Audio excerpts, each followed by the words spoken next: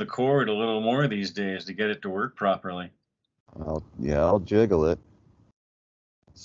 Wasn't that your alias when you fought Batman all those years ago? The Jiggler? The Jiggler? Hell yeah. You go around and fuck with people's USB devices and cause havoc? Yeah, and then I'd laugh like a maniac and man, run away. I'm the reason people can't put a USB in on the first time or something. That is kind of a nuisance. I've always wondered why that is. It's like you put the fucker in properly, it doesn't work. You flip it over, it totally doesn't work. You flip it over again, it works. And then it works, yeah. And you know the USB is an inanimate object, but you can also sense that it's going, you stupid fuck. Yeah, it defies physics, really. It's like there's two kinds of people in the world, JR. There's people who can't get a USB in on the first time, and liars. Damn dirty liars. I don't think anybody could ever get one in on the first try. It's just not possible. No, it's like sex. I wouldn't know, but like... Or it's the other way around. You think you're doing anal sex, but you're... No, wait. All right, anyways... You should... JR. So anyways, I didn't know what we were going to talk about, but we did do a book swap today. We did a little gift giving. I gave you David Vincent's I Am Morbid book. I also got a copy for myself. It's Have you read it cover to cover yet? Dude, I just barely got him today in the mail. Oh, I know. Have you read it? No. I grabbed it out of the mail and went straight to your restaurant. And there. And then you gave me the Thomas G. Warrior, and the Kiss. Is it the it's the unauthorized biography, right? Like what's it called? Behind the Mask. Behind the Mask, yeah. And actually, it's funny because that's like a slight piece of lyric from Carnival of Souls, the song "In My Head." Look behind the mask, Gene Simmons, which is their grunge album. Strangely enough, I was going to say you're making the mistake that you think anybody has actually heard that album. Well, true Kiss fans have heard it and like it. It used to be you could only buy it as a bootleg. It was like $25 for a CD back then, and it was like it wasn't even the song titles were all different. It just said Kiss on the front, and it had the Kiss logo. But that's a way too to tell that when you're reading a book about Kiss that it's not authorized by Kiss, because it's got the German Kiss logo basically, or just regular S's. Or just Kiss with regular. There's no lightning bolt S's because that's trademarked. Yeah. And if you put out your own book about Kiss using that logo, they would most surely sue you before it even hit the press. Yeah. But if you do it without that, then there's nothing they can do. So it's just Kiss with regular S's. So that's what this book's all about. Even though Ace participates in it, most of the people around them are in it, but not them, of course. Right. It'll be. I'm interested to. They're like the WWE. It's like WWE does all these A&E entertainment channel, just like Kiss just did recently, documentaries, and then all they do is tell you about everything about how great it was and this and that they did, but they never like give anyone else credit. It's always like, well, we did this and we did that. Oh, Ace was an asshole. He's a piece of shit. Yeah. I didn't read like really any like more like I didn't go deep into like details on it, but there was like a little bit of a Gene Simmons blurb like news thing around recently, like a couple of days ago, about how he says he doesn't have any friends. It makes me feel kind of sad. I'll be his friend. I get, He probably sues all of his friends. No, he doesn't sue all his friends. Oh, come on. But people, they don't understand him, and I get him. Like, I'll be his friend. I could be his friend. Call me, Gene. I'll be your friend. I won't ask for nothing. What's really funny is, number one, you're joking around, but I think if there's anyone that I most like in the world of rock and metal, it's probably Gene Simmons, an arrogant who doesn't do drugs, who's really close with his mom, doesn't care about getting drunk or getting high, but actually likes candy and fucking cake and shit. That's me. Yeah. That's Gene Simmons. I thought So, you were going to say that you liked me, but oh, well, anyway. that too. I mean, you're the Paul Stanley of the band, you know, or you're more like the Ace Frehley. You're the Ace Frehley, so therefore we I can't want to be be. No, friends. no, no. I like the first one. I'd rather be the Paul Stanley. Well, He's sexier. I don't want to be Ace Frehley. That's how he talks. oh, it's I'm funny Ace too Frehley. because, and I know that we even talked about tonight when you came to the restaurant that we were like, God damn, we talk about Kiss too much. We got to stop. But this is funny. Is that Kiss A&E documentary that I watched? Of course, they spin their own narrative of the stuff they want you to hear. Sure. But they bring up that Tom Snyder interview where I said Ace was very sincere and genuine. And I'm like, okay, I know he probably had a little liquor in him, Mm-hmm. but he wasn't like ridiculous, like falling down and all that kind of shit. He was just loosened a little bit and he was talkative, whereas he Yeah. normally would be. And he was fucking hilarious. And like Paul Stanley even said, anybody who's a Kiss fan that thinks that's a good interview or likes that, obviously is enjoying seeing us squirm and be uncomfortable. I'm like, fuck yeah, exactly. That's exactly why we like it. You two stuff That's shirts, you talk so much shit about them, and they put you in your fucking place that night and took over the interview from you. And they didn't do you any disservice. I mean, there's a little bit of silliness, like Space Bear. Yeah, Space yeah. Bear. Other than No. that, it was hilarious. It was fucking funny. It was off the cuff. It was real. And they're Yeah. like demonizing it in that A&E thing, making it seem like Ace just humiliated them and ruined the band's good name. I'm like, fuck off. Come on. And it was 30, 40 years ago, too. Fucking get over it. Jesus, cry me a river, guys. Serious. Yeah. And I think that's probably the only kind of really my only and I don't know, like I'd never tell someone to act a certain way, but I think Paul Stanley is the one, because I've even heard Gene Simmons sort of make fun of himself a little bit, but Paul Stanley just doesn't do any like kind of, he won't laugh at himself. You know what I mean? I'm not like completely self-deprecating or anything like that, but he should be able to look back and go, oh my God, like just little chuckle at the just how bizarre the whole his whole career is, just how surreal it is, and some of the things they did, you know but he just does not. I've never seen him like do anything even mildly at his expense, as like to laugh at his expense, which I don't know. I think is healthy. I mean, it can be overdone, but No, come he on, seems so man. super. He's so super serious. When that he can't really make fun of himself. So if you were in a band with Paul Stanley, would it be called Super Serious so far? Well, Super So Far isn't my band. For those I'm listening, Super So I'm just Far is a band Marc currently partakes in occasionally. yeah. I'm a guitar player, but the captain of airplanes. But the captain of that ship is James or I hear Walt. airplanes in the background. What location are you in tonight? Graveyard, meatpacking plant, I'm at the vampire nightclub? I'm at I'm at the park where Kiss meets the Phantom Park. Sounds like there's an Imperial Star Destroyer flying overhead. Yeah, yeah. Oh, hell yeah. Well, It's you know what? We pretty much. Oh, there's one more thing about Kiss. Well, this is nothing. sure. It's just Paul Stanley's book. You've read it, I'm sure, but there's also an audio book version of it, which I just kind of discovered on YouTube a couple of years ago, and I listened to it. I did too. And I don't remember this being in the book, but he said Vinnie, like verbatim, said Vinnie Vincent was ugly, his hair was stupid, and he was just an ugly guy. End of chapter, just like that. I'm like, what? Really? You're gonna say that?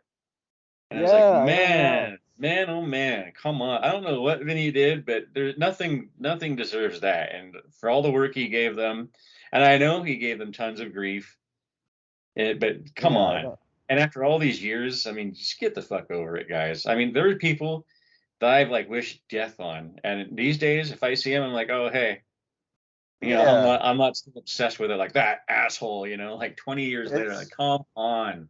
well, that's what I mean about And like I don't have the money they have. If I did, I'd certainly not even care. I'm like, what do I fucking care? I got $1 million in my pocket right now. Who the fuck cares? You know, no, yeah, and but that's what like it's about is money. I'm sure. it's hard enough for me as a broke ass dude.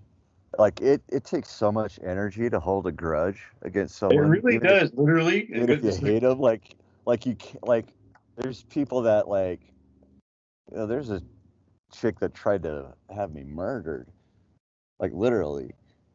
And if she extended an olive branch, I'd probably be like, yeah, that's cool. Like I just don't have the like whatever, yeah, just don't do it again, don't try to. you'd fuck her again? Like, oh Oh no hell, no no no no no no no no, oh I come would not. on, why not? If you're not going to do that, then Oh, dude, listen, man. No, you don't do that. But we mentioned last week we were talking. With me, I went off on Kiss again, as I always do, but it was something about why they don't just fess up and put Vinnie fucking Vincent on the cover of Creatures. And I was thinking, well, really, probably the reason they don't do that is because every time they have any dealings with him, is he makes this big legal issue out of it and tries to sue them and get more money out of them. So I'm guessing that might be why they don't really bother putting him on the cover. But yeah, just thought I'd say, yeah, I probably get why they don't do that. So it's hard to know like what I don't think we'll ever really know exactly what went on, and I don't want to be one of those like milk toast. Well, it's probably somewhere in the middle was where the correct, for all we know, Vinnie Vincent. Like, I mean, because I think a lot of those situations with the Kiss guitar players, right? They're the like this group is the biggest thing in the world, right? And they get these guitar players that are kind of unknowns, that Mark St. John, Vinnie Vincent. Um, well, those are the two kind of like the main like unknown guys, right? And I think that's so much like that's just too much, too fast for someone who just like you go from just like scraping, you know, enough to feed yourself to being in the biggest fucking band in the world. It probably screws them up, dude. It probably does a well, real it number. all depends on your personality. If you do that, you probably have a drug type of personality too, because Eric Carr integrated into the band from a pretty impoverished lifestyle and being a very normal, average Joe, quiet dude to doing that. And he was very humble, as were most of the other guys in the band. But of course, Vinnie Vincent was extremely flamboyant and just, I'm not saying he was a saint. Like, obviously, he was a fucker, like they say he was, but they're not saints themselves either. So, Yeah, and I think I mean if Mark St. John didn't have like the arthritis situation, it sounded like I mean I don't know going by their book, like when anything like Paul Stanley said about Mark St. John is like he was probably heading that direction too. Like I you think they think? start. Yeah, I think they start to feel, especially lead guitar players, dude. Like I think there's this. I mean, I don't know. I don't relate to that. Like I'm one of these guitar players that's Well, kind you of could be right bashful. because But you'll. other lead guitar players, I mean, they love the spotlight. They're always turning it up. Well, that's what I was gonna I, say. Is you could be right because he's a flamboyant player, and Kiss are always like, okay, you get a solo for like 10 seconds, stop. I don't want to hear it. And then the famous story about Vinnie Vincent when he was playing a solo and just wouldn't quit. So Paul came out and went, Vinnie Vincent guitars, and he was like, how yeah, dare you? After then, that's actually in the A&E documentary too. yeah, But yeah, we've already known that story since like for years. But yeah. So I mean, lead guitar players are probably like they have these like really easily inflated egos, and I think sometimes like if they get step into like the biggest band in the world, I think it's not. I wouldn't be shocked if a lot of them, like if Vinnie Vincent or even Mark St. John started to just think that they wanted to steer the ship, right? But I don't know. It's hard to say. Like I can't relate to that. Like I'm a lead guitar player, but I also am just extremely shy about it. Like I don't play.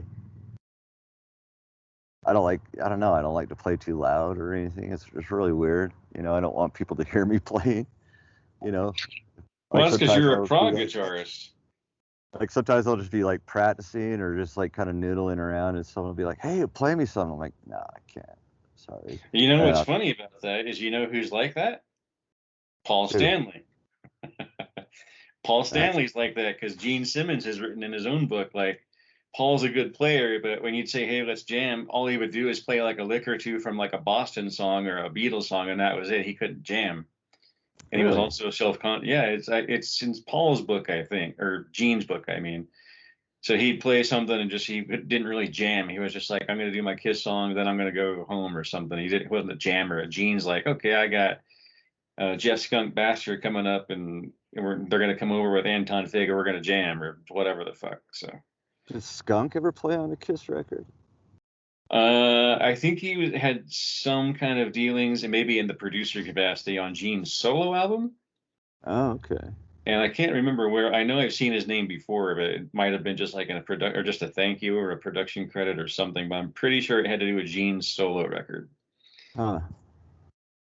That's interesting. But anyway, we've covered Kiss to death for a while. What other bands are you into right now? Oh, what am I listening to right now? You haven't gotten past the One Absu album I've sent you, right? No, no. Like it's like I told you. Like I kind of go through these like sort of where I'm listening to like a lot of extreme metal, and then I just kind of reach a saturation point with it where I just got to be like, I've got to listen to almost the opposite of this as a almost like a sonic palate cleanser. So Yeah. this week I've been listening to Swing Out Sister. You mentioned that band, I think, one or two shows ago. It's like a Sade-ish Yeah, kind of jazzy rock thing. yeah, yeah. And if you like Sade, dude, you would love Swing Out Sister. Like it's so fucking smooth and just it's like one of those things where there's literally like not a sour note ever. You know, everything's just it's almost like too sweet, you know, so you can't listen to that all the time either. But when you want to just like really like reset your extreme metal, uh, whatever, kind of wipe the slate. Well, you know It's sort of what? To perfect for that. me, that's why you listen to other types of metal too, like black metal, doom metal, Sure, sure. or even some So, classic. well, yeah, and that stuff's always come up in rotation, like so like the last like sort of classic, I'd say metal band. I mean I don't know, like people argue whether or not they're metal, but it was a few weeks ago. I just created my ultimate Warrant playlist, and I've been jamming on that quite a bit. They were a good band. The Warrant singer has died, right? Or am I thinking of someone Janie else? Lane, yeah, Janie Lane died. They got like I don't know if it was like respiratory failure or heart failure, just from alcohol and pills. Hmm. But he was one of those tragic cases where like apparently like he was just the biggest sweetheart. And another one I think probably just couldn't handle the fame, like sort of it screws with your mind, I think a lot of artistic types, because he's a hell of a songwriter. I don't care what anybody says, like he wrote great songs, like that kind of transcended the genre, if you ask me. If you really listen to this music, and I think creative people I think their baseline more so than anybody else is like depression, right? And so, Mm, and once again, probably. when you elevate those people very quickly, even not quickly, like they never feel deserving of the fame they're getting. You know, they almost feel like frauds. I mean, I felt like that. Anytime, and you try to get over it. You try to, uh, I don't know, rationalize it, but it's hard. When you don't think you deserve all the praise, so you just go off the deep end and you try to numb it, which is why they end up going to like alcohol. They just want to get out of their mind. You know what's interesting about that is you've often scoffed at wrestling when I bring it up, and I bring it up a lot, but the business of wrestling is very much like that. They live on the road, they eat shitty Hmm. food, they're away from their family and loved ones for like most of the Hmm. year. They have Hmm. a lot of fans who love them, but a lot of fans who criticize them and talk shit about them. They Yeah, don't like what yeah, they did.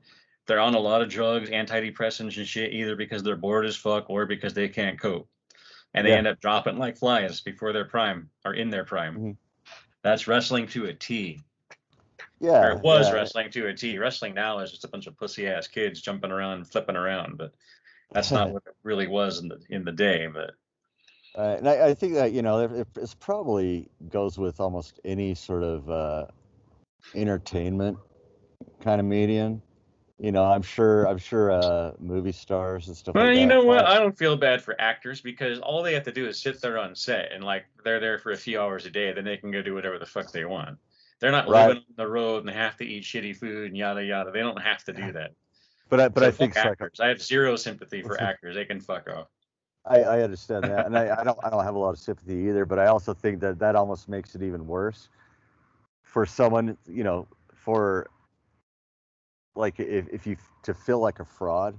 So not only, at least with like Tory musicians and the wrestlers, they kind of have to still grind a little bit, right? They have to they have to do the road trips and live on a bus for months at a time, eat shitty food, all that stuff. Whereas an actor doesn't even have to do that, right? They sit in their trailer and they work a few hours a day, And I and do then understand too that whether you're a wrestler, an actor, or a musician, it is you gotta love your fans, and if you don't do it, then they're tearing you down. But you gotta think, how fucking annoying is it everywhere you go? Some motherfuckers bothering you or talking about a movie you did that was just a job to you like 20 years ago, or oh they want yeah, to take dude. a picture, or they want an autograph, or they want you to piss on And you their have shirt sleeve or whatever the fuck, you know? and you have to like somehow just like, because one, all it takes is one moment, one of the, where after the thousandth fan that's done that, and 1,001 comes up to you, and you just snap and go like, "Fuck, I'm not in the mood right now. Get fucked." You know, that's that one incident is gonna just basically, that's what you'll be known for now, right? Oh, he's a dick, you know. So I think there's a responsibility from the fans' perspective to know that, like, look, man, these guys are hounded 24/7. You know, you're not the first person they fucking talked to that day. You're the 25th, and you said the same thing to them as the first 24 people. Well, I can see how that But can be annoying, especially if you're a private yeah, person. I'm a pretty private person, and then yeah, when I did the radio show here in Salt Lake City, I was the only Tarina in the entire phone book, and that's when I lived with my mom and dad, of course, because I was in my early 20s. uh-huh. And we're in Utah, the only Italian, name of Tarina in there. And this is the phone book. It used to list your address in the phone book, people, if you don't Yeah, know this. that's insane. So Yeah, I had other DJs on the show, like metal DJs, that would say my name. I'm like, why can't you just say JR or the Butcher? You don't have to say my JR Torino, the master, but like, don't say my fucking last name. And when they would do that instantly that week, someone would look me up in the phone book, call my house or call when my mom's there, or and ask come you to to my play fucking "Put You at house. Birth." No, there'd be people in my yard sleeping in my fucking yard under a tree where no one knew they were there until I pulled up late at night from my job in the shoe department at Fred Meyer stores with a necktie on. And then they're like, they pop out right then and there. I'm like done after an 8-hour day and they want to hang out and talk metal. And then on top of that, they took the bus there. So the only way for me to get rid of them, because I live way up by the point of the mountain and they Drive usually them live home. downtown, is driving the fuck back downtown. It's a 20+ minute drive there and then back. So that's like an extra hour out of my time just driving, let alone having to be there with them and entertain them, or if I just immediately get rid of them. And what do? You're like, okay, look, just fucker, I just got off work. I want to eat dinner and watch TV and go to bed. Get the fuck out. I don't want to talk about Incantation's last album. Fuck off. I don't care. I just played it on the air. I don't even like them that much. It's like, okay. So you got to think, what do? And like, at least I drove him home. But like, sometimes you're like, and the neighbors called the cops one time because they saw a guy in our yard. I'm like, no, no, no, I know who this guy is. It's all right. And the cops actually came and I had to deal with that. And my mom, of course, is freaking out, like, what the hell's going on? You and that damn music. And my Mhm. mom's a crotchety old Roman Catholic Italian lady, in case anybody listening doesn't get it. That's very, picture George Costanza from Seinfeld's mother. That's my mom. like pretty brutal, like pretty fucking intense, like yells at you, you know, and yeah, it's just, it wasn't cool. And then I had fan mail come into the house when I lived there, when I did the radio show. And this is at the time, and it's funny because right now Jeffrey Dahmer is the big shiznits right now on the internet because of that show on Netflix. And I'm so glad, because I was going to make, my show was Sonic Slaughterhouse on KRCL. I was going to make T-shirts. I've wanted to make T-shirts for a while. I never did. And I thought, okay, I'm going to have this skull, or then I got into Star Trek and I liked the Borg. I'm going to have this Borg thing, but with skulls and upside down crosses. And then I thought, no, what if I just put a picture of Jeffrey Dahmer? How could you be more brutal than that guy, the shit he did? I'm so fucking glad I didn't do it, because goddamn, if I was linked to that, it would have. Well, here's another reason why, is I got fan mail to the house. One guy sent me a marijuana cigarette in the mail in an envelope. I'm like, what if the fucking cops, like, a marijuana cigarette? Well, I'm just saying it was a joint. Okay, but sorry, did I, what was that guy's name that you made fun of me for? I don't remember. Well, I'm just saying it was a joint in the mail, marijuana, like not just a cigarette, it was marijuana, a joint in an envelope, just like that. And like anybody could, and this is in the 80s or 90s. Yeah, and it wasn't quite as okay as it is now, even though it's still illegal here.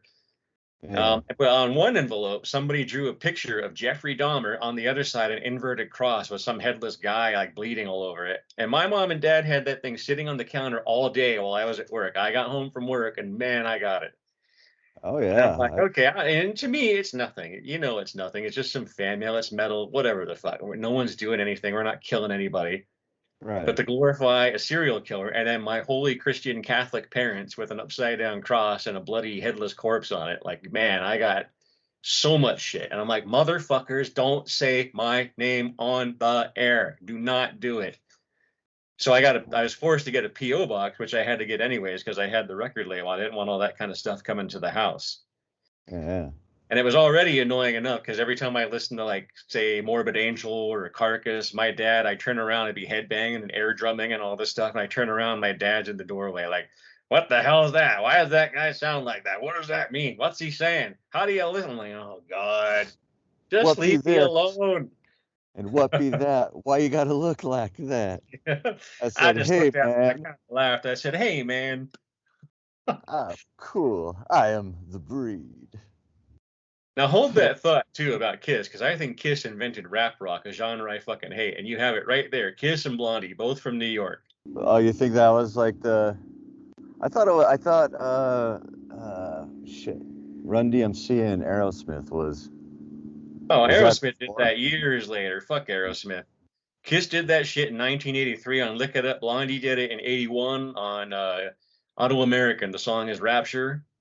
Kiss was 83, All Hell's Breaking Loose on Lick It Up. Aerosmith didn't come out till like a year or two later with Run DMC. Well, what about Jimi Hendrix? And they didn't even write the song. It was just Run DMC raptized their song. So Aerosmith didn't do shit. Fuck Aerosmith. Yeah. This is going really good with our little talk today of not being so negative. But like Aerosmith's ever going to listen to the show? I don't give a fuck. Yeah, Steve Tyler's been on American Idol. Fuck that guy. Sell out. I specifically was sell out. I kind of specifically meant for like extreme metal, just because, that's the. Well, you know, Kiss. Like I can talk all the trash I want because they're my favorite band. I still love and support them no matter what. Keep that rap thing on the back burner for another show. But you were talking about the price of fame. Like, you tell me, you were in Category 5, a couple other bands. How much shit did you have to put up with like that, if any? Or was it positive? I mean, it's positive, too. I'm not saying it's all negative. I don't know. I'm not the kind of guy who does it for that. Like, when I did my radio show, the same guy who was sleeping in my yard, we went out to get D's one night, and some dude, they were talking about metal, some other dude at another table that we didn't know. So he starts pointing at me going, yeah, that's the Master Butcher. This is him, right? I'm like, dude, come on. Anybody could have done that. I just volunteer. I'm nothing. And he's like, no. I'm not a hero. He's building me up like on this famous rock star. I'm like, no. I'm just a guy who brings his shit down to the radio station and play that. And I talk shit on the air anyway. I'm an asshole. He's like, no, you're cool, dude, bro. You got me to so much music. And actually, it's funny because if you look at Tom Warrior, we talked about this a number of times, including last week. He refused his legacy for so many years of being a metal god, even with Hellhammer, a band he thought was juvenile, childish, and just shitty. And it took a long time for him to accept that, no, dude, we love all your music. And that's why they don't regard Cold Lake as part of the Celtic Frost canon, is because it's not that kind of an album that resonates with all these people. In fact, it put us off of it. Therefore, he now knows, especially after they reformed and went to Norway and just got like a feel for, or to Sweden actually to record, but met all the Norwegian black metal stars and the Swedish death metal stars. He was like, "Oh wow, so you're selling? No, yeah, dude, really, you're the man, like seriously." And now he knows, and they came back with that album and sort of ended on a high note, but then they broke up over stupid reasons, and unfortunately now Martin Ain is gone. So. Yeah. But the point is, that's fame and the price of fame in some way. Not me. I'm talking about like Tom Warrior or Kiss or somebody or whatever. But Yeah. Oh yeah. I mean, I know that. I just think a lot of people are not prepared for it, and I can't even speak for Katagory V because I couldn't be less famous. What all did you do with it? Did you guys tour or what? I thought you toured, didn't you? Yeah, we've done a couple of shows outside the state. Like they played 1 year. Before I was in the band, I think they did like the Prague Power pre-show, which is like a huge progressive metal festival in I was in Atlanta, right? And then when I was in the band, we played Chicago Power Fest, which is like a power metal festival. But and it was probably one of the biggest crowds I played for. But and like we've opened for like Vicious Rumors, Agent Still, Metal Church. We were Michael Monroe's, not Michael Monroe, Jesus, that's Hanoi Rocks. Who's the singer for Metal Church? Or one of the singers? David Wayne? Not David Wayne. And I don't know any other church or singer. Mike. I think it was Monroe, but I keep wanting to say Michael Monroe, but I think that's Hanoi Rock singer. But yeah, that is. Well, hold on. Ronnie Monroe. Ronnie Monroe. Yep, that's that. Yeah, so we did a New Year's show with him. We were his band, so we played some Metal Church songs, and we did a Quiet Riot song because it was the year that Kevin Dubrow died. But I mean, I've never felt like anybody. You know what I mean? Like, I've probably felt more famous than Super So Far for some reason, just because we were bigger locally. I got more chicks in that band for sure. But oh really? Yeah, just because our music was more, Super So Far. It's sort of soft rock or pop. I gotta say, like, I haven't seen you in like what, 10 years or a couple of years. Well, no, it hasn't been that long. We met at like the school, and he used to do Mentally Challenged there. Yeah, so it's about 5 years though, almost. But you're sporting a really Iggy Pop kind of look right now. God, dude, everybody's been saying that, and I'm not comfortable. And here's why. Here's why I say that, because I have a customer who's a regular. He's a tall, skinny dude. He's a little bit old, a little grizzled. And he comes in, he's older. He's got long hair. He smokes a lot, you can tell. But he's he's into rock or something. I call him Iggy Pop. I don't know his real name. It's like John, Smith or something or whatever the fuck. But he's no. Fuck John Stamos. He's a local dude, and he has no right, John Stamos, wearing that leather coat either. Yeah, I noticed in 1987. Fuck you, John Stamos. So I had a grudge with Full House until now. Now it's over. I win. So anyways, this guy comes in, this Iggy Pop dude comes in, and he dresses with like, the button-down shirt, but kind of open, like t-shirts, jeans, always usually black or dark gray. And he looked up and waved, and he always talks to me, and you looked up and waved at me, and that's who I thought it was for a second. I thought, oh shit, that's Marc. Holy fuck, I thought that was Iggy Pop. Not Iggy Pop, the rock star, but Iggy Pop, my customer. But you look like Iggy Pop. So I'm thinking, Iggy Pop, for some reason, gets chicks like a motherfucker, even now. And so you must be like getting a lot of hot action, because you got the Iggy Pop vibe, and you are a musician. No, I actually I'm not getting anything right now.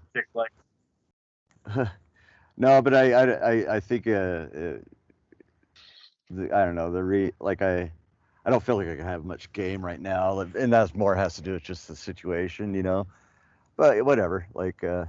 I don't know if I'm comfortable with the Iggy Pop thing because he just looks like a gnarly old.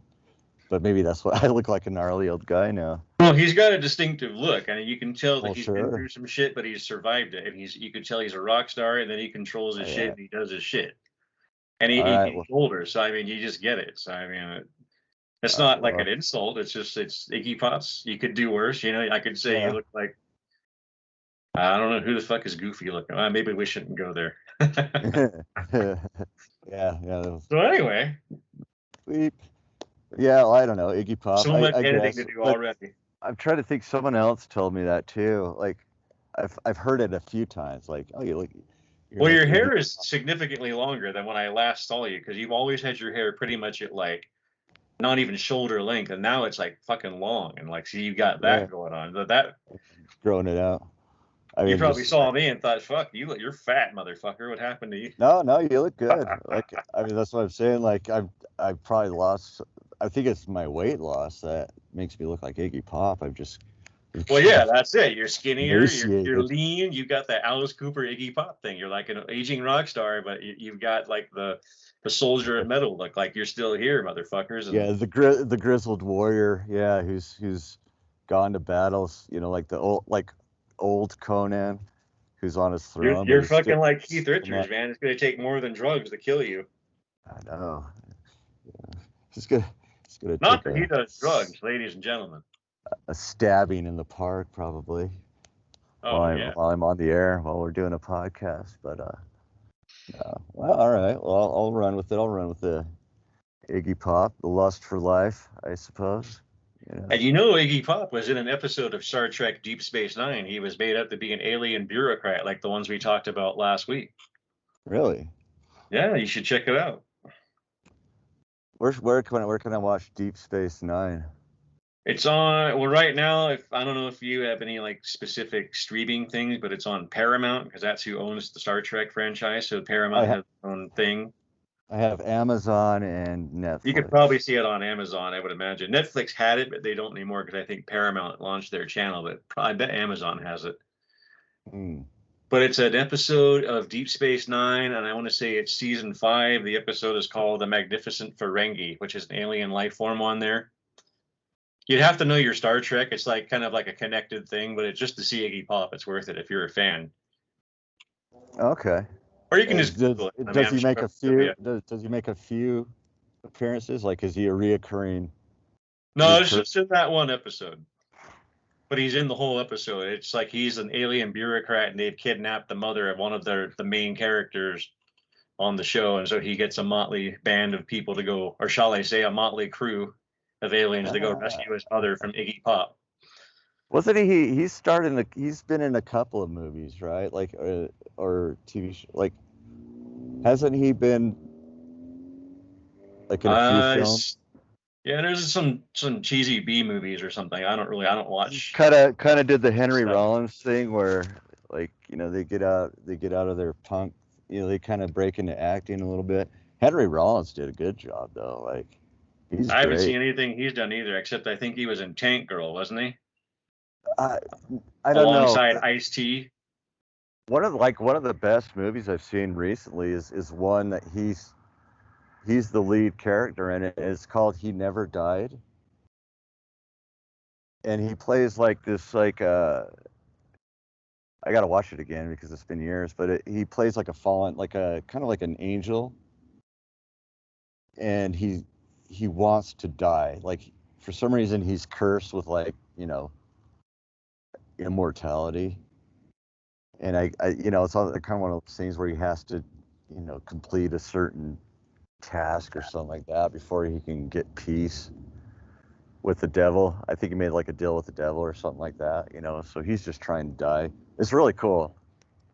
I probably just butchered the synopsis there, but the do you I ever get a don't know. chance? Do you have Netflix? I do, but I'm pretty impatient with movies. Actually, I shouldn't say that. I just watched Morbius last night. I don't know what that is. That's a Marvel Comics vampire character. So anything vampires, I'm interested, unless of course it's like Ugh, True Blood or something like that. But really? Marvel Comics and or vampires, I'll watch, and it was okay. It wasn't Okay. terrible. How about this for vampire flick? This one, I mean, dude, when I saw it, I was like, I think I was pretty much bawling by the end of it. It was heartbreaking. But Let the Right One In. Have you seen that one? If I'm gonna watch a vampire movie, I don't want to see romantic or like acceptance or just that kind of trendy, like modern day, like they No, them it's not. bullshit. Like fuck off. I don't want to see that. Like That's. I know it's a little girl, it's okay, but I mean, Have you seen it? yeah, it's interesting to a point, but if I'm gonna watch a vampire movie, that's not All right, quite what I have in mind. I've got all right. Blade.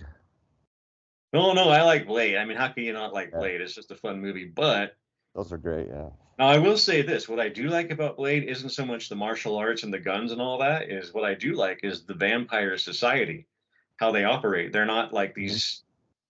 They kind of are, but they're not these snarling monsters that are like these crazy mindless beasts. They're like refined Hmm. Hmm.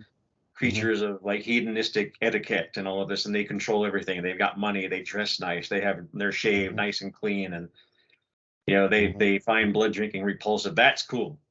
And if you have John Carpenter's Vampires, that movie, I love that movie too. But the vampires in there are a little more like snarling and dirty and stinky and just Uh, mindless beast and that was cool in that movie. But like in the long run, let's face it, if most people, if they could be a vampire, they would do it.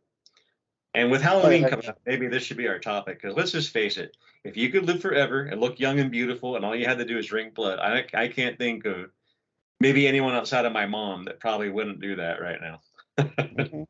Especially the way the world's going right now. You're like, well, radiation wouldn't kill me, so It reminds although me of, like, sunlight would, but Norm Macdonald has kind of a bit on that, that's pretty funny because he's like talking about vampires. He's like, yeah, like vampires. People are freaked out about vampires. They're like, yeah, there's a vampire in our midst, and we have to sharpen some wood, and we have to find where he sleeps. We have to drive this stake through his heart, pound it through this breastplate into his heart, so he dies. Because if we don't kill him, and get rid of him, he'll bite us, and we'll have eternal life. It's like, wait a minute. Hey, can you say that last part again? So all I got to do is get bit, and I'll have eternal life. well, everybody says, oh, you'd be bored and you'd die, or you wouldn't die, I but all don't. your friends and family would die. I'm like, okay, but you make new friends and make new family, or you can find a way to keep them with you, if they're willing or either Yeah, I unwilling, don't. even. But I, yeah, I don't know. Like, I mean, I don't think because the world's always changed. I don't think you'll ever be bored. I mean, you'll be able to live to the point where we're going to other solar systems. Where technology gets to the point where you don't have to be bitten by a vampire to be immortal. We just have medical science to fix everything. So who knows? And maybe they can reverse the whole vampire thing so you can stop drinking blood. So that would be my thing. You get the eternal life, and then science will cure your vampirism, but still keep well, the it's eternal life. funny that you say that. I'll have to give you some information after we're off the air, but there is all kinds of stuff like that. The movement is called transhumanism. Yeah, yeah, I know. But I've heard. but yeah, there's very a lot to it, but not even there's even more to it outside of that particular group of people Is it, too. But yeah, is it like Ray Kurzweil, the guy that's sort of? Uh, I have no idea. I think he's the one that's like really kind of pushing for the whole being able to upload your brain into like the cloud. I don't know. Oh, I would never do that. I'm way out. I'm way out of my wheelhouse saying that. So don't hold me to any of If that. they could clone a sheep, they could clone a pair of lungs for you.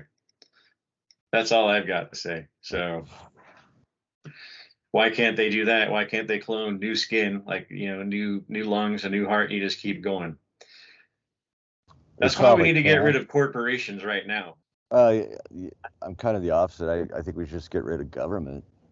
Well, yeah, but I'm saying that's who the government is right now, is those assholes. The dicks with the money. Sure. I don't So know. yeah.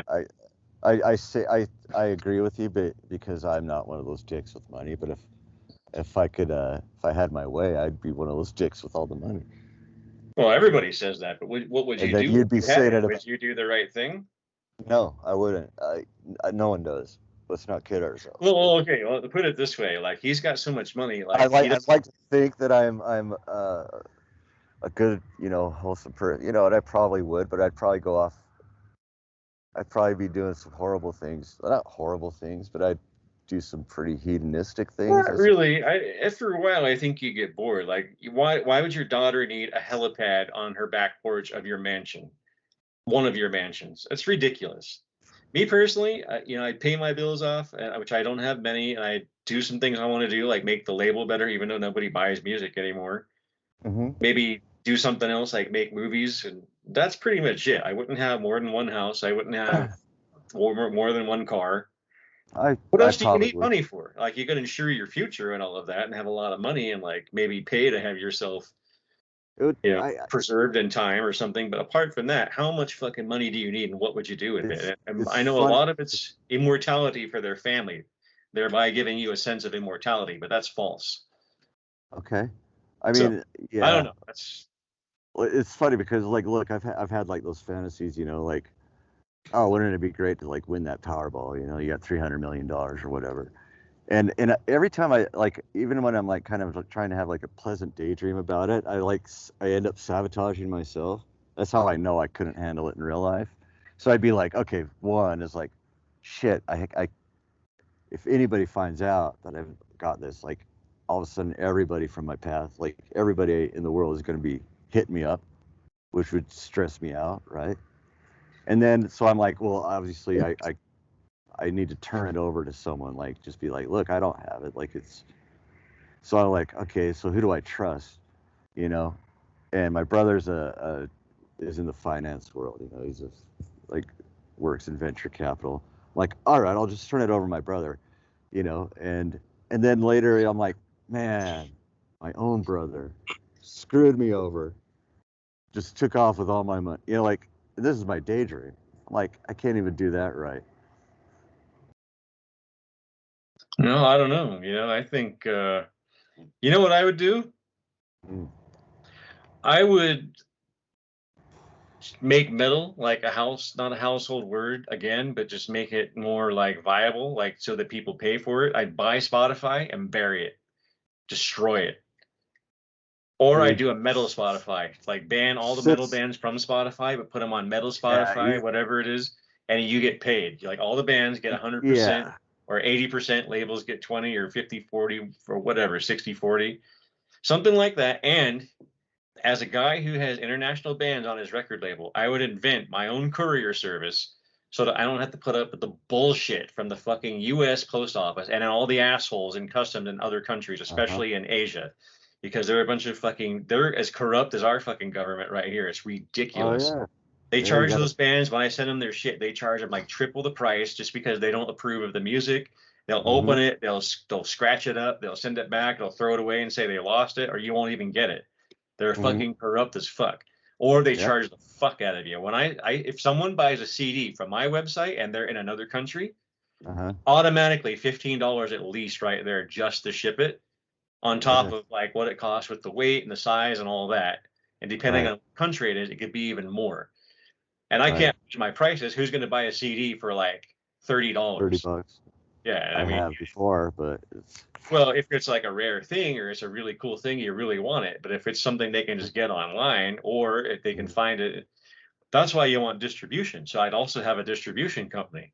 That's what I would do. I'd be getting metal back on the map, like make people make money from it and put the fucking post office out of business because, or not out of Yeah. business, but like they wouldn't have any business from anyone in metal.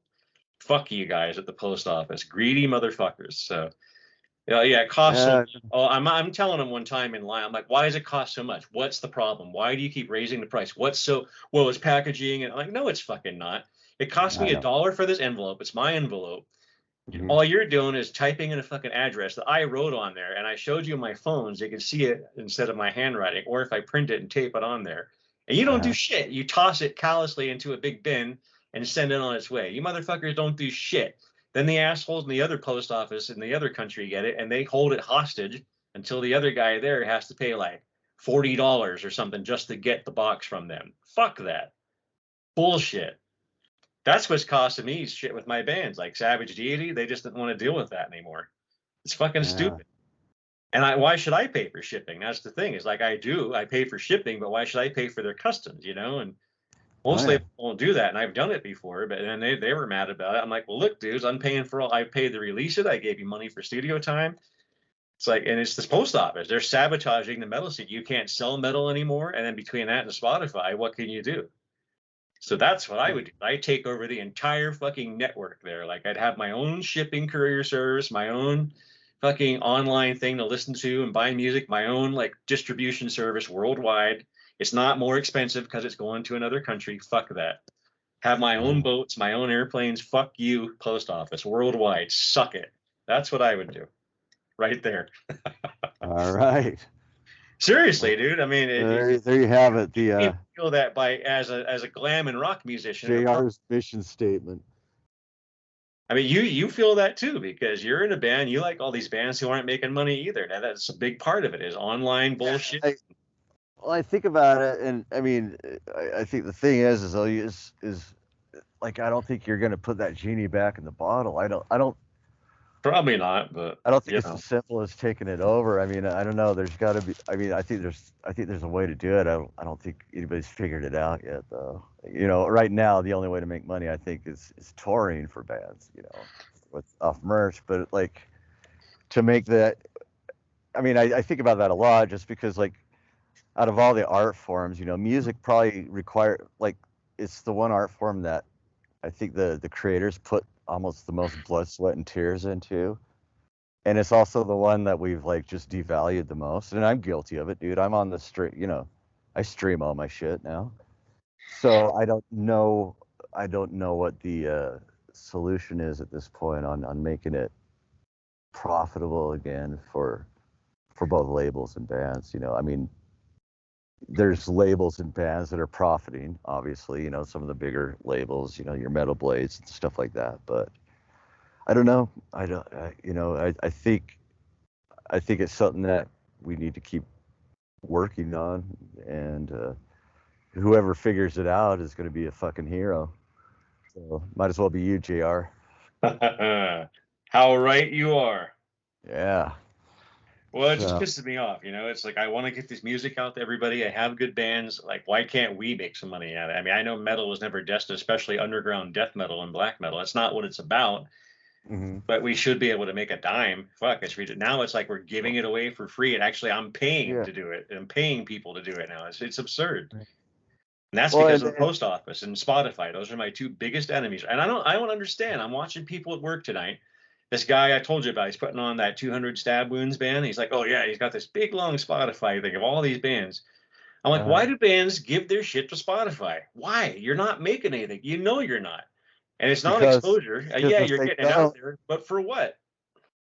I don't know. I mean, I think they're They're not buying shit. Why do you need exposure then? They're just listening to it for free. What's the fucking point? They might go, if you come live, they're not going to buy a CD. They have it on their phone. Yeah, well, they might buy a T-shirt. I mean, I don't know, but what they don't have another choice. They don't have an option right now, right? Like I said, there's not another way to get out there, and like I said, whoever figures it out is going to be a hero. But well, people are buying records and tapes because they're like chic, they're retro, but. Right. Me personally, I don't think vinyl sounds better. I know there are people who think that. They're going to crucify me for saying that, but I'm like, you're full of shit. You're dragging a needle across a piece of plastic. It sounds like shit, okay? Sorry. There's a reason that they invented CD. I wouldn't say it sounds like shit, but I think there's a certain ritual with vinyl. Well, it doesn't sound like shit. I mean, it's... But it's the act. Like, there's something very... Oh, well, yeah, I understand that, but I'm just saying, tactile, like... being able to like pull it out of the sleeve and then, throw it on the record player and then sit on the couch with the album on your lap, looking at the art, that's in itself an experience, and I think, and that might be one of those things is turning people on to that, treating music not so much as like a background thing, as more of a very intentional act, of listening to music. Well, that's how it was, and I mean, because once again, I'm guilty of falling away from that. I tend to, uh, you know, just sometimes like just pull up the playlist, type in a band, hit start radio, and then 90% of the time I'm just skipping the song because I want to know what's on next. You know, it's Exactly how it is. That's why I yeah. was saying I've been bringing CDs in my car. Like I brought Absu with me today on the way to work on a CD, and I listened to it. I didn't skip. Oh, what's this? What's next? What's that? What's going to be on? Like, no, I'm like, this is Absu. This is what I want to listen to. Sure. Yeah. So, Well, that was me with Swing Out Sister this week, so I didn't skip any songs. So how's that?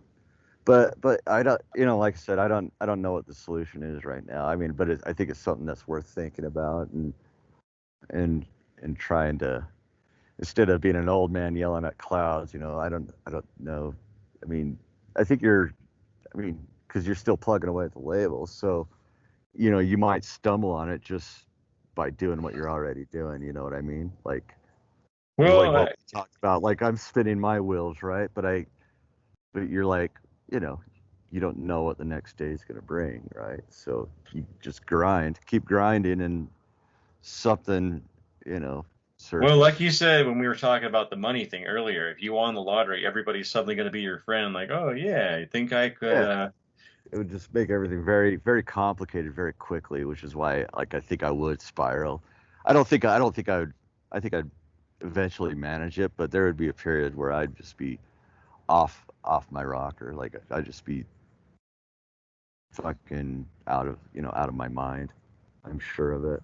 Well, I was saying, I think because if you like found the solution, like then everybody would want to be your friend and be on your label or something. But Sure. Well, that's not a bad problem to have, though. To be the label that everyone wants to be on.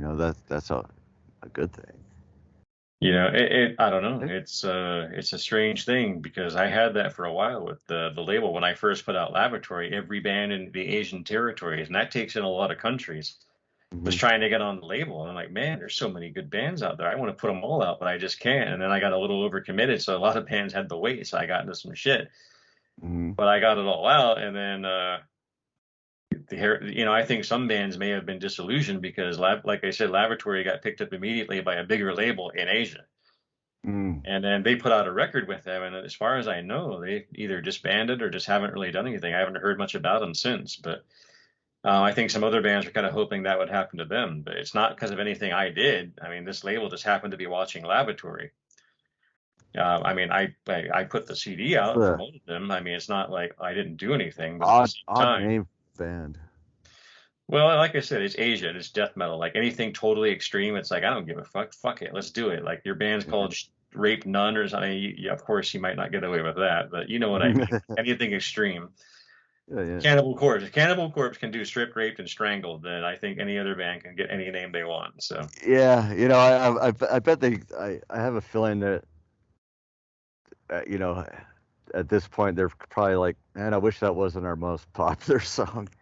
is it Because really? next to Hammer Smash Face, that Well, yeah, I was gonna probably say is like Hammer Smash Face is like their song, right? yeah, but I would say the second most popular is Stripped, Raped, and Strangled. And So I they were like, oh, dude, we were 19. Give us a break. Hammer So Smash Face is like their rock and roll all night. Like everybody wants to hear it before the show's over. it's their Detroit Rock City. Yeah. Yeah. Yeah. Dun, dun, dun, dun, dun, dun, dun. You To gotta me, admit, dude, it's just I that just get that riff is iconic. Like just the beginning of that song. Bum, bum, bum, dun, dun, dun, dun, dun, dun, dun, dun, dun, dun, dun, dun, dun, dun, dun. Like so nah, recognizable. too much riffing for me. I never liked it. Hey, Sorry, that song alone is why I fucking hate that album and subsequently like got off of Cannibal Corpse for like years. all right. I want So, you to edit that part out. well, I mean, like that, but it's like I said too. We talked about it a few shows ago. It was their fans Until incessantly you bothering listen. me too. It's like, guys, I have all this other shit I'm playing. Why do you have to hear that every fucking week, all night long? What about Flesh Crawl? What about Paralysis? What about Cyanide? What about Napalm Death? What about Suffocation? Cannibal, Cannibal, Cannibal. Like, fuck off. Wow. Not playing it ever again. That's what I did. I was a dick, but hey, They're a good band.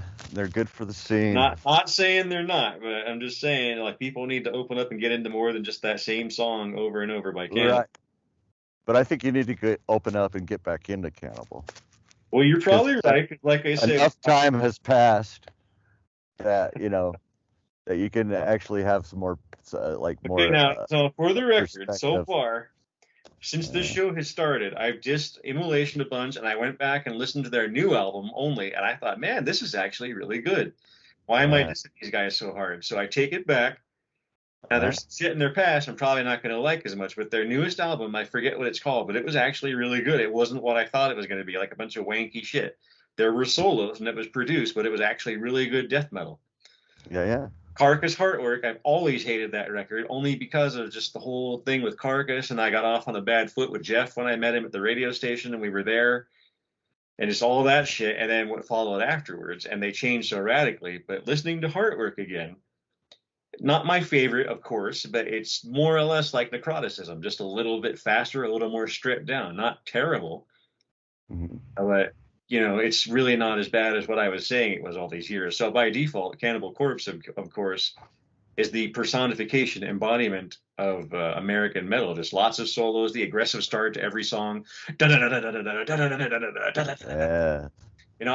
get into that. I'm more into of course, here we are again repeating ourselves, but the European death metal. But Cannibal doesn't do it for me in that respect. But maybe I need to go back and listen to it again.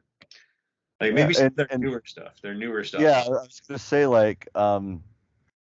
mean, I can only speak for myself, but start in the middle, like where I did. Just start out, pull up Evisceration Plague, and just give that one a tumble. And I think, like I said, I think that's actually, and maybe I'm just biased because that was my starting point with full-on death metal. Actually, it was my first pure death metal album that I ever purchased, so I've got a very sort of sentimental attachment to it. But also, it is square in the middle of their career, right? So it's just like you can go forward or backward from that album, and I think you're good. But yeah, and then the other one I think you have to take another look at is Demolic. Crazy good stuff. And then, but also on my end, you got me into Avsu, and because I'm very black metal hesitant. Well, here's the thing: you need to trust me on black metal, because I know that you're not going to like the super raw, underproduced stuff. Although some of that can be really good and satisfying. Yeah. But there's also the super pretty, super produced shit that you may or may not like either. But there's the stuff in between, which is where I'm at on everything, more or less. That has a little bit of keyboard, a little bit of production, a little bit of rawness. That's what's good. Same with death metal. I don't like too much production. I don't like not enough production. Yeah, I think that's a fine line, dude. I mean, I think anybody would say that. Because here's the thing, I don't want to come across as someone who loves overproduced stuff. Because too late for that, Mr. Cold Lake. Cold Lake's not overproduced, dude. At least Mr. Maybe back then it was overproduced, considered. No, I wouldn't say that. It's not. It's pretty rough sounding, dude. But no, because I'll listen to some stuff. What was I listening today?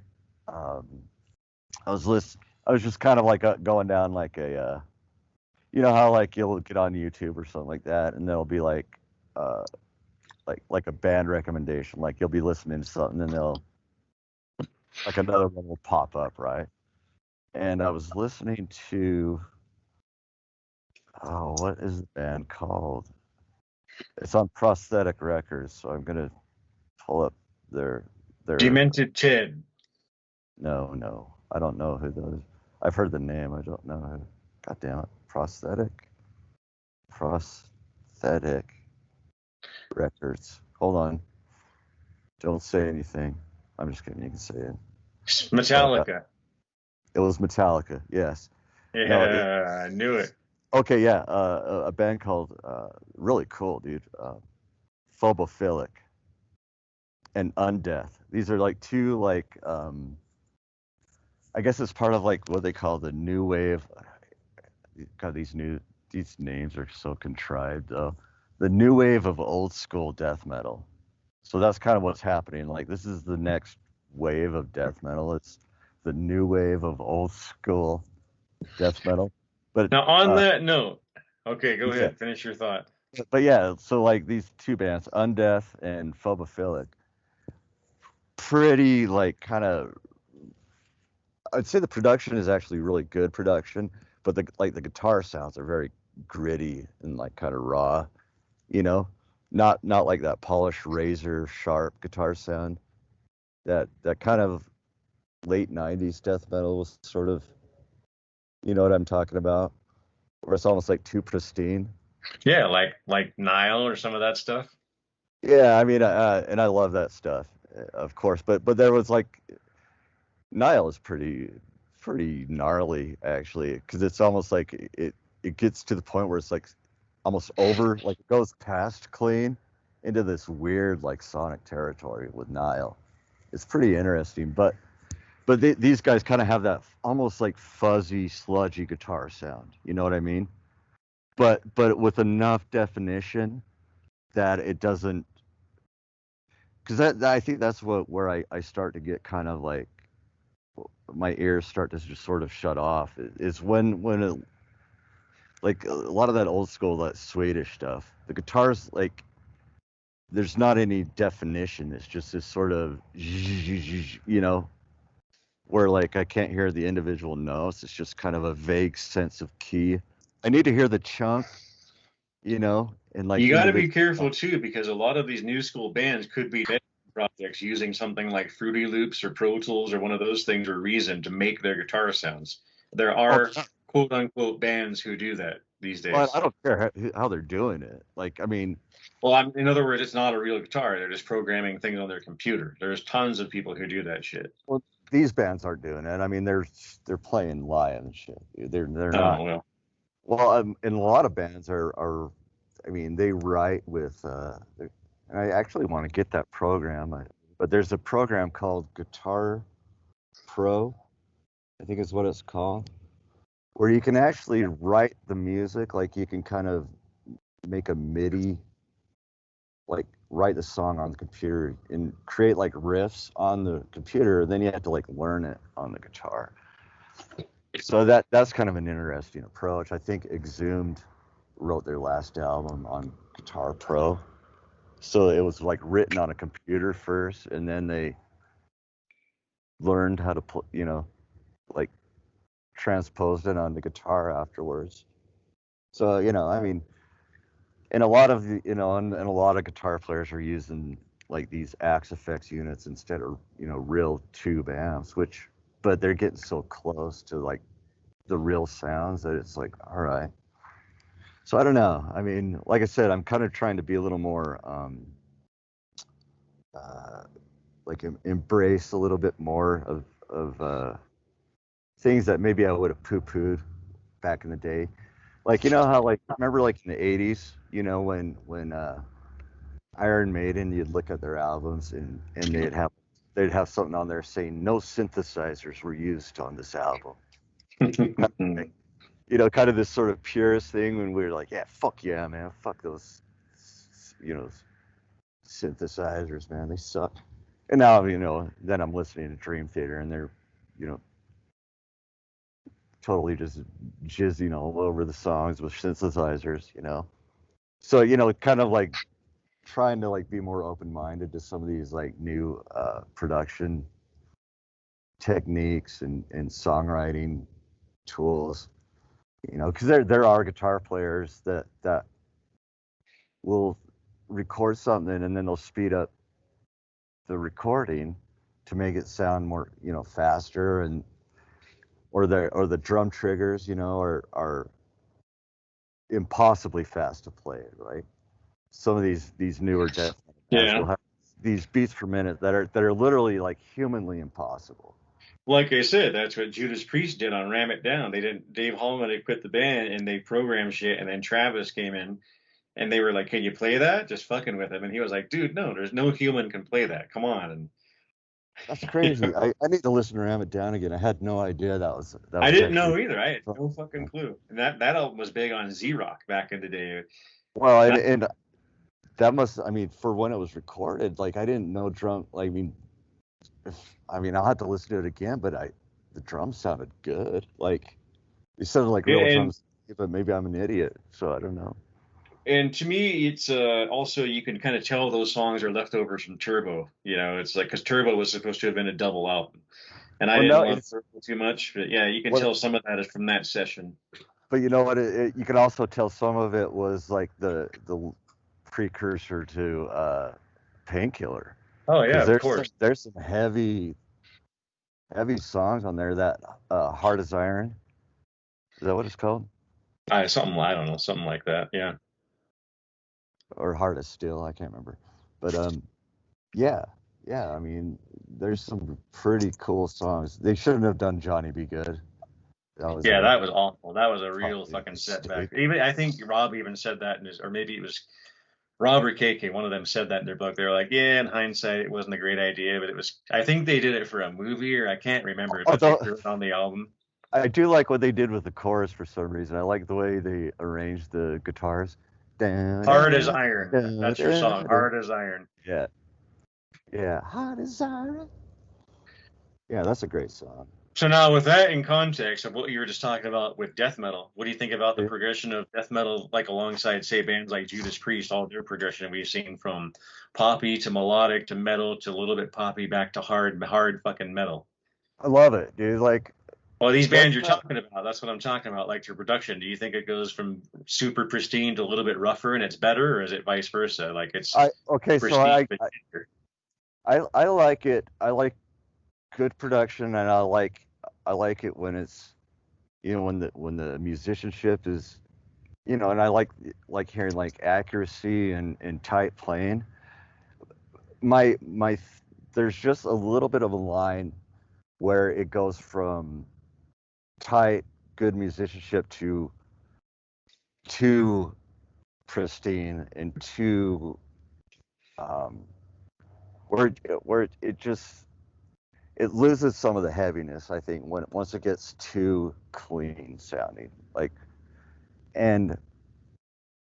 and that varies, you know what I mean? Like I don't know what that line is.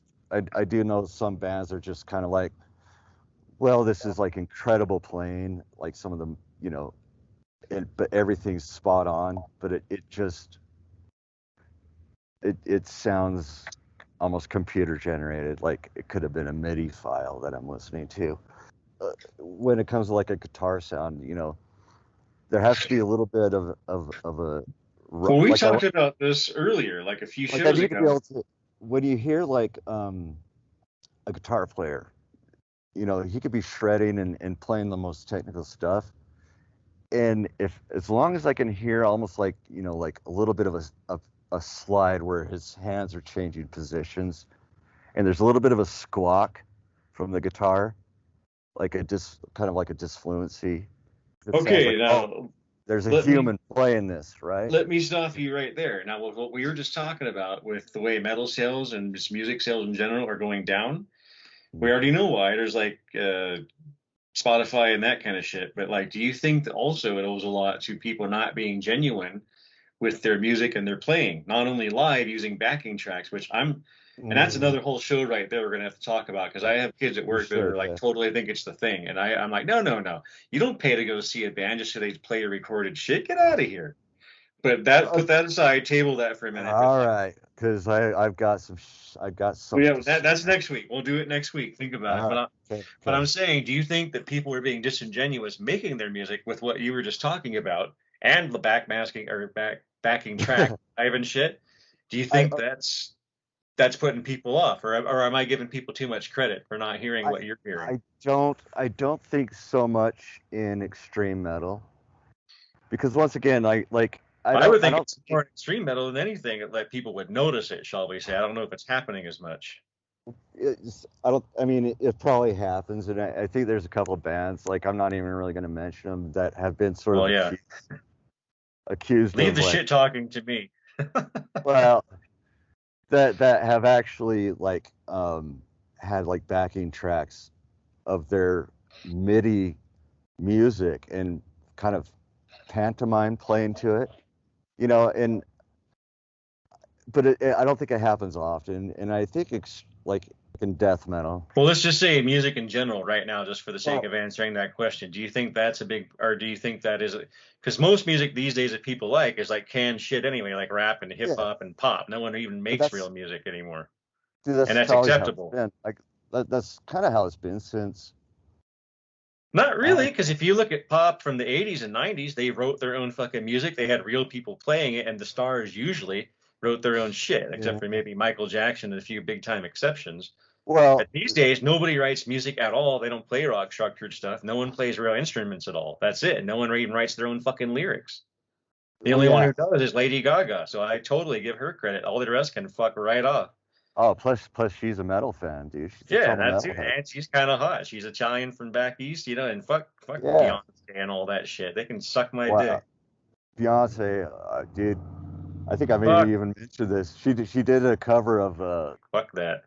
Fuck I all I Katy like Perry, it. all that shit. Kelly Clarkson, zero fucking talent boobs who got their break on Well, TV with a bunch of yeah, celebrities. I like Fuck Clarkson. that. Katy Perry is hot as fuck. Nah, But fuck. Beyonce is genuinely talented, dude. She's got a. I mean, I don't care for her music too much, but she does this one song. Like I said, it was a cover of a '70s artist named Rose Royce So called she "Wishing can't on a write her own Star." music. She has to do a cover. Okay, there Yeah, you go. but you know what? It's hauntingly beautiful. Like I love it. Whatever. Fuck, whatever. Uh, Anyways, get back to what you were saying. what was I saying? Well, we Okay, were saying, do you think that like disingenuous music, quote unquote, writing is hurting music in general, or just metal and rock? no, I don't think so. Like I don't think it's helping at all. But I don't think that's the problem. I But let think me stop there's you again. Do you think that listeners are getting a little bit less educated out there yeah, with what's being yeah. done? I think our attention spans are getting much shorter, and I think No, people I postulate that's because of rap and hip hop and pop, just canned bullshit music, because they don't know what real music is. They don't hear it, and it's I when they hear guitars, they're like, "Oh, that's old." Seriously, yeah, but don't on the you flip think? side, dude, no, because on the flip side, dude, you, I don't know because maybe it's because like my sort of my genre, where I Well, go okay, back. I've got a Uh, restaurant, as you saw tonight. It's staffed by mostly kids between 16 and 22. sure, So I see that shit every fucking day. I'm a fucking old but man tonight with well, my death metal and rock. I put well, on I feel fucking okay. Boston Listen, radio on Pandora and they laugh at me. It's like, I I okay. think I think music, at least like popular music, is almost like electronics, like your phone or something. It's like throwaway stuff. It's got like almost like a built-in obsolescence where you you listen to it for a week and then you discard it because it's just not worth there's no value to it. Like it's like um, Yeah, that's another thing. it's Everything's it's disposable these days. There's it's no empty. real, It's empty calories. yeah, there's You know. no real love of the music. There's nothing. It's just like, But oh, okay, what's going to be this flavor this week? Okay, da da da, done. but There's but no on memories of like this song or buying this record or meeting a girl and this was our song or whatever the fuck. but I will say that these days you don't have to actually like you had to like back in the day before like the internet and everything, you had to really dig deep to find like some good stuff, real honest, substantial music, some authentic music from real musicians who only care about the music. With the internet now, like I said, it's created a glut of garbage, but also you don't have to dig as deep to find good stuff. Like it's literally like um and Well, in a people way, you're right because I've gotten turned on to kids are discovering some cool like I think of like Jake from Visigoth, right? I remember meeting him uh for the first time, like I don't know, it's like I was in Category 5, dude, and he was about I think he was like 16 or 17, yeah. and I remember just being blown away that here's a 16-year-old kid who's somehow discovered metal, like classic, like proto, like he was into like Manila Road and these Oh real yeah. obscure. Manila Road is his favorite band. He and all of his buddies, they're all into Saxon and all this stuff that most people Yeah, don't and I know was about. like, how the fuck does like I was blown away because I'm like, how did you? how did you figure this out? Because it's not being pushed on you guys. Like, 16-year-old kid is not being I sold. told you that a long time ago though too. There's like magazines are coming back with just rock, not metal or thrash or death, just rock. Bands Yeah, like Saxon are owning it right now. And Saxon was never very popular when they were around before. I mean, they kind and of were, but not it's really. to me, it's a testament of that music because it's That's something cool. that That is hope on the horizon. It's kids like Jake it's and Jameson, his guitarist, all those guys. because and they found it themselves too. So they're not going to let And I go of do, it. and I salute them for that. You know, it's Yeah. funny because speaking of that thing with Saxon, Mhm. I totally pulled this on him. I'm like, do you guys know that Elton John worked with Saxon on a record? They're like, fuck off, no, they didn't. I'm like, yeah, no. And they're like, no, get out of here. I'm like, no, seriously. And they Yeah. know that I'm the master butcher and I know my shit because I'm an old Mhm. guy. I'm like, Mhm. no, really. I forget the name of the record. It came out in 1986, I want to say, or somewhere in there. Yeah, I I love think that it's the album. It's their follow-up. it's their poppy album. Like, I Yeah, I can't remember remember. it was a blue cover. I can't remember the name of it, but there's I've two listened songs. to it. I think it's like called There's two it's songs like Elton John's on. One's called "Party Till You Puke," and it's this wacky piano thing he's playing. And the uh other song closes out the record, I believe. It's a ballad called "Northern Lady," and Elton John plays piano on that. And I said, "Look it up, guys. I'm not lying. Elton John and Saxon work together. yeah, Trust me. Look it up." And yeah, it's a and funny thing because Saxon had a record like Accept where they wrote it with America in mind, and that album was Crusader. And I love that album too by Saxon. oh That's yeah, my yeah. favorite Saxon album. It's good. It's It's not poppy, but the other one after it was that one with Elton John. Innocence is No Excuse is the album. Is that it? I think so. Yeah, I had a And I friend who love was into that kind of stuff and Triumph and all that, and he bought it. I I love remember that. hearing it a lot. Oh, dude, Triumph used to be my favorite band in seventh grade, and I So so I he still was like you, this friend of mine, Marc. He was into Rush, Triumph, Judas Priest, the more obscure versions of Priest, or Turbo, and oh yeah. like Saxon and all that kind of stuff, and Rainbow. I was more like, of course, like Metallica and Slayer, all that.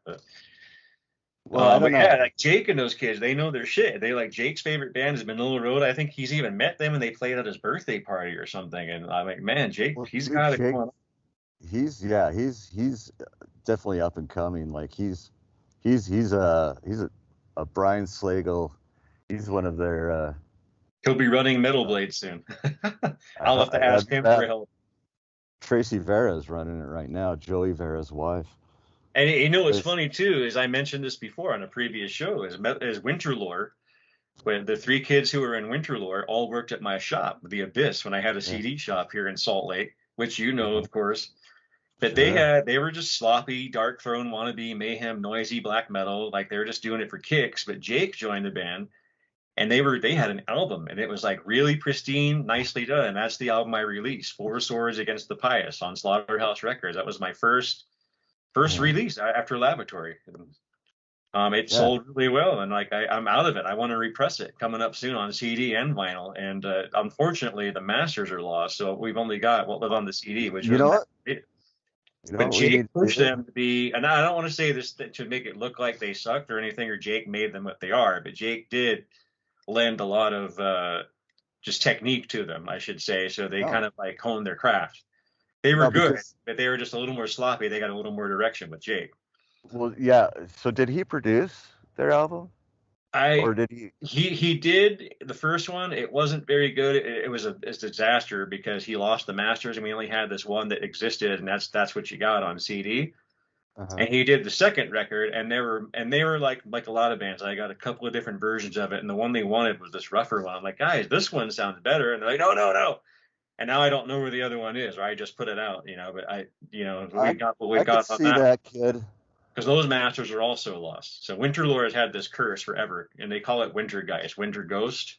Uh-huh. 'Cause everything they do, like when there was a sabotage, and like when I released the CD, there was a mistake, and it was all on CDRs, and it had this shabby sound, and it was a Mhm. disaster. Like everything they've done, they've incurred. They're like mayhem, At least nobody Uh, died, yeah. Well, yet. Anybody's brain in a salad or a stew. No, I could see him, Jake becoming like a real like the next kind of metal producer, like an Andy Sneap or something like, because the guy just knows, like it's almost his DNA. Because like I said, I mean, I was just blown away. Like he figured it out on his own, and the kids are figuring metal out on their own now instead of like because it's being kept away from them now. And what happens when you keep something away from people? They There want you to go. they want to find it. So if you're like, no, no, no, you got to listen to this pop shit. You got The to listen to PMRC all over again. right, and it's not even because like offensive lyrics. It's just like, no, you don't want this music. You want this manufactured shit that we spent millions to produce because we need to So make let me movies. ask you this. That's an interesting point. Do you think we're on the cusp of another like fuck new wave, fuck your keyboard, no synthesizers used, metal or die kind of rebirth here? No, no, no, because what Why metal not? is because We've metal got is also, don't forget, we've got Metallic Blue Records here in Salt Lake re-releasing all these classic Salt Lake bands as well as some stuff from around, I think. yeah, yeah, So they're bringing it back too, and they're doing documentaries now, and all kinds of yeah. things. So Well, I mean, as far as like the keyboard, like the fuck, no, because people what's happening is people are discovering like how versatile um as like kind of a it's almost like a sonic sort of canvas how versatile metal is how it can literally absorb and integrate anything into it without it changing the genre, you know what I well, mean? I get that, but what I'm saying is, do you think that that maybe like rock and metal and maybe perhaps indeed certain mediums like CD are going to make a comeback? Because we have so much Uh, canned shit music for so long. It's like, these kids at my work that listen to rap, they all like rap, but when I put on metal, at least they say so. I don't know if they really mean it, but they kind of get into some of it, but I don't think they're go out and well, like Godflesh CDs or Napalm Death, but they I seem to think enjoy it it's when I put it on, and yeah, and I don't know because I I I think it has to be something that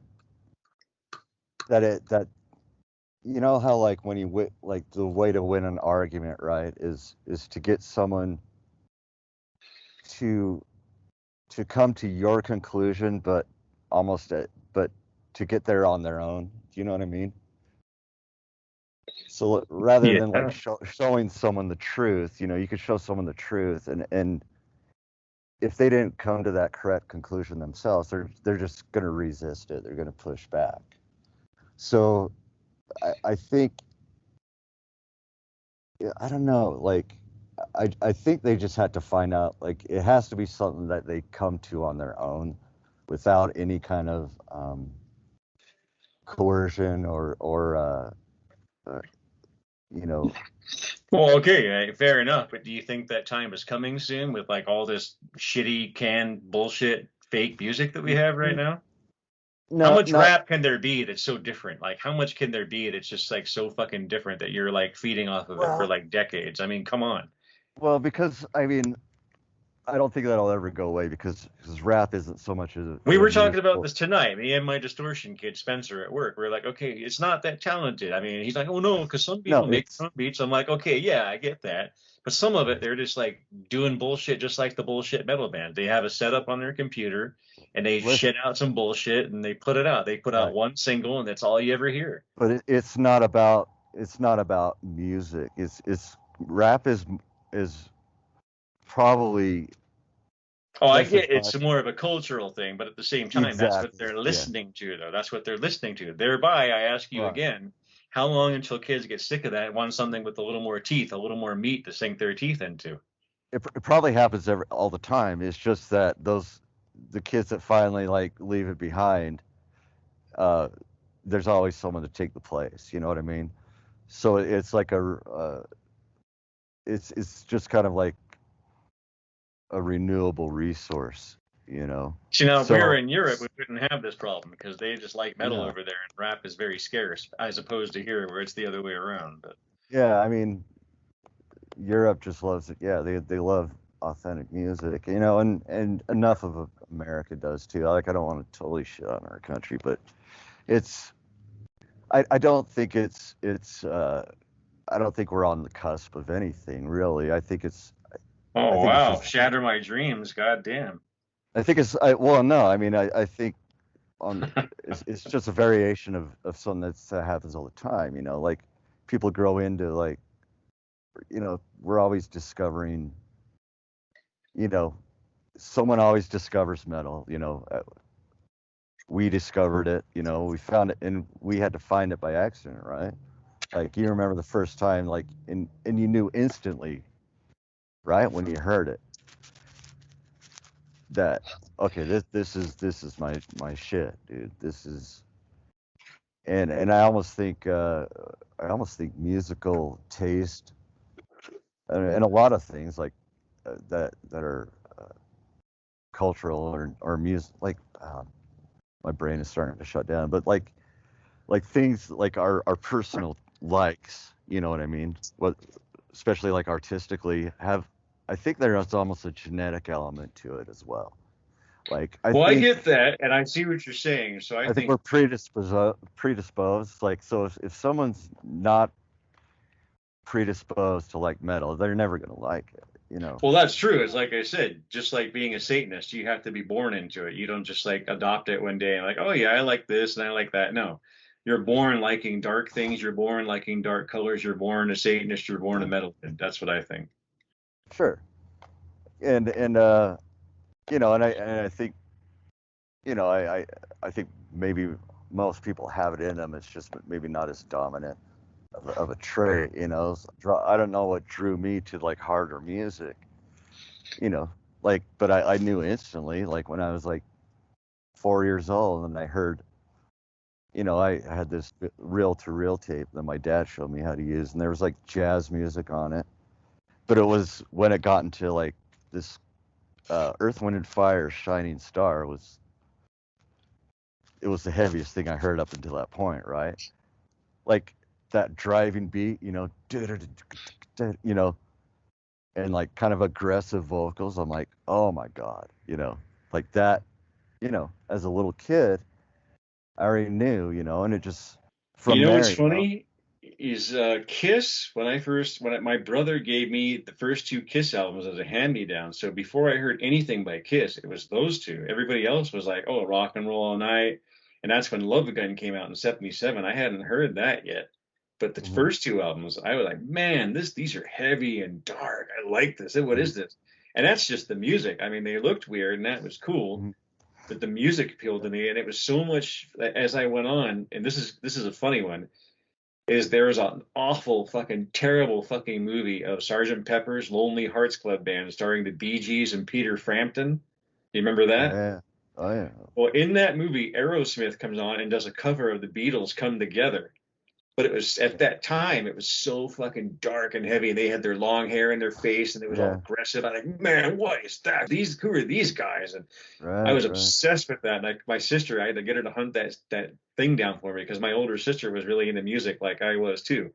uh-huh, And she found it for me, and I was like, oh yeah. And I didn't know it was a Beatles song until years later, but I didn't get the whole concept that that movie was a Beatles tribute kind of. Well, I did, but I didn't. uh, But Aerosmith, and I hear it now, I'm like, that song's lame, But of course, back then, as a little kid, you're like, uh-huh. what the fuck? And like Oh yeah, AC/DC yeah, Highway to Hell, I was like, wow, what's this? This is evil. Wow. And he's holding a devil tail. What the fuck? Whoa. And but it's just, it's yeah, like, but you look back and it's just ridiculous. But at the time, it had such an effect on you. You're like, man. oh yeah, and And it for took me years, I forever, thought honestly, Iron though. Man. What's that? I do gotta admit, it took me forever though to get into death metal. Oh, Like, well, that's different. That comes later. But, I was going to say for years, I thought Iron Man by Black Sabbath was about the Marvel Comics guy. So so at the did I. beginning, yeah, at the beginning, you hear that stomp, stomp, stomp. I am Iron Man. I always pictured the red and yellow dude with the iron suit, like ripping the chain. I'm like, oh, Iron Man, he's cool. Why does he sound so mad? It's just like, well, Yeah, by the way, so one last thing here. Speaking of musicians who were like doing produced shit, and you were talking about earlier how they go a little more gruff later yeah, yeah. and like lose their production edge a little bit. I was just looking at Beyond Our Metal pages. Do you know who Terrorizer is, right? They're an earache, like kind of grindcore band. David Vincent was in it with Jesse, who was later in Yeah, Death. and yeah, and Pete Sandoval. Yeah, Pete Sandoval, of course. Well, I'm looking at the band page on BNR Metal Pages, and guess who else was in it? A couple of guys from Monstrosity, including Lee Yeah, Harris. Lee Harrison is actually I'm currently like, their really? guitar That's player. crazy. I didn't know he was in that band. What is? I had no. It doesn't Yeah, strike me as their kind of style, for him. well, it's funny Not because spectacular. he's the guitar player, not the drummer. Yeah, yeah. That I thought wasn't he the drummer from Monstrosity? That's what I thought. Yeah, yeah, he's mainly the drummer of Monstrosity, but he plays guitar in Terrorizer. So That's really crazy because as I was looking at that, you were talking about bands and how they go from like super produced to doing something a little more rough, and I was like, what? Lee Harrison and like Terrorizer? That's fucking weird. yeah, yeah, yeah. It's weird. I need to. I was listening to Monstrosity. Like, did they have a bunch of lineup changes guitar wise? Because there's Not big really. differences in the Well, now they style of have their because albums. Jesse was in it. They've only got 4 albums out, but Jesse was on 2 of them. But after that, he died. It's Because I don't know, it was whatever the lineup was that played on, Millennium. Like those are oh, the albums. Like, Monstrosity. Yeah, I don't know about them. I thought you meant Terrorizer. oh no, yeah, yeah, Yeah, Monstrosity's had a bunch of people. Like you said, they're the training grounds for Cannibal Corpse. yeah, exactly. And other bands. Well, all right, buddy. This was a good episode. I got some reading to do. Oh yeah, yeah. You can take your time with those, Yeah, and don't fucking get coffee stains on them. God damn it, no, dude, no, or cigarettes. whack off on them. No, Yeah, well, you might do that with that Celtic Frost Cold Lake part, but yeah, oh hell yeah. uh-oh. What happened? I don't know, I just blacked out for a minute there. I just heard that Imperial Star Destroyer coming back over you. Oh no, that was me signing off. All right, fella. I guess, yeah, read up. Tell me what you think as we go. Listen to some more of those records, and we'll have more shit next week. Although, keep that in mind. Let's talk. What did we say we were going to talk about next week? I forgot. I already Oh, fucking forgot. backing tracks like bands using If that's uh, killing music, I I'm going don't to know. write that down. Yeah, I mean, it doesn't not necessarily killing me, but whether or not we'll just get into the weeds on that one because I do have some thoughts. Disingenuous, putting people off? I'll write that down as a question so then I know. Okay, there you go. Okay. All Uh, right, you better get out of there before the boogeyman gets you. yeah, yeah. By boogeyman, you mean homeless guy with a rusty penknife. Okay. That's probably exactly who it is. Yeah. I'll step.